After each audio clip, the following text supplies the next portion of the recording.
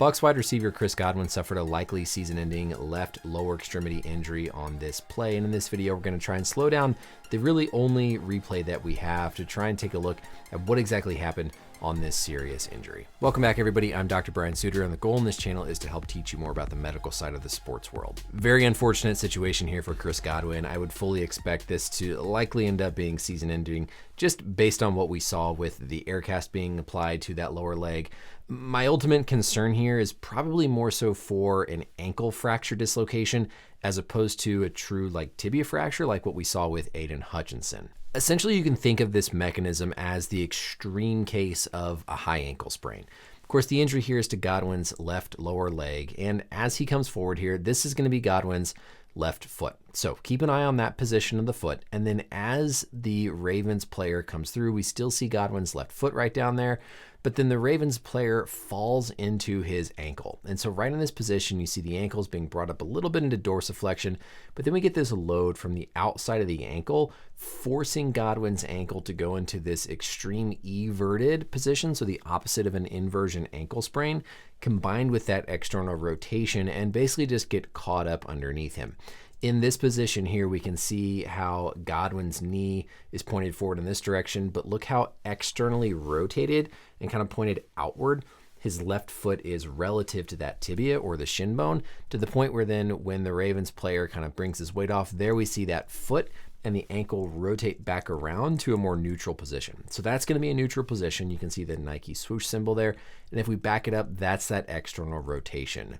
So concern for me is going to be more so ankle as opposed to the lower leg like the tibia like Aiden Hutchinson. We then of course saw the air cast applied to Godwin's left leg or ankle, and this is not going to be something that you do just for a high ankle sprain. You're going to do this if there's concern for dislocation or concern for an unstable fracture. And so this implies the severity of that injury from the get-go. Another clue you can pick up on here right away from watching, so all the medical staff, we all have these signs, these signals we use to try and communicate. And typically if something is severe in terms of, a dislocation, a compound fracture, a spine board, something where we need a lot of urgent assistance like a cart on the field, you'll typically see the medical staff either raise their fist like this or maybe make an X.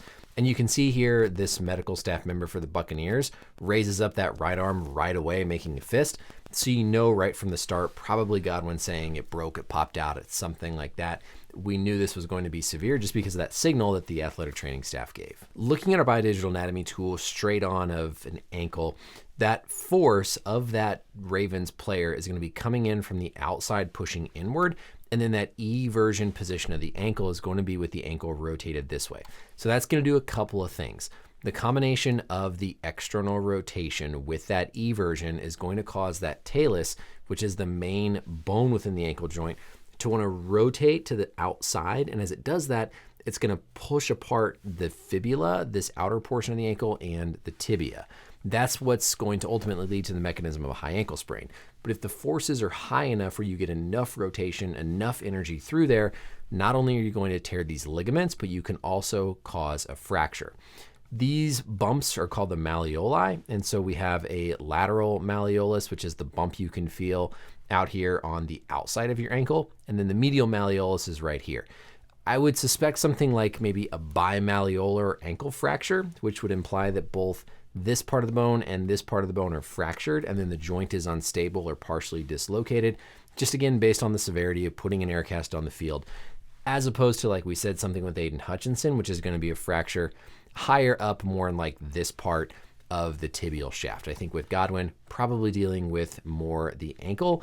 Either way, it's honestly probably better if you have a tibia shaft fracture, just because when you injure the ankle and have that much trauma in the ankle, you can damage the joint, you can damage the cartilage. There's a lot more high-risk structures down here, even though the tibia might look worse. So they're both going to have a pretty significant return time, but a lot more structures that could be injured when these bimalleolar fractures occur. And so you honestly actually maybe hope that there's something like a tibia rather than a dislocation fracture, just because of the resulting trauma on the joint. So if we go back one more time to the play here and watch through this, again, keep an eye on that left foot of Godwin right there. He steps out. That foot gets brought up into dorsiflexion, loading that tibiotalar mortise, that joint. as the Ravens player falls on the outside of the ankle. That's going to force it into eversion, external rotation. We see as he falls through how externally rotated the foot is relative to the ankle joint. As the Ravens player comes off, we see the foot snap back into a neutral position. The presence of that air cast on the field to me implies likely ankle fracture dislocation, more so than tibia fracture, but either way, fully expect something like this to unfortunately be season ending for Godwin. That's it for the video, everybody. Let me know as always any questions or comments down below, and until next time, we'll see you later. Bye.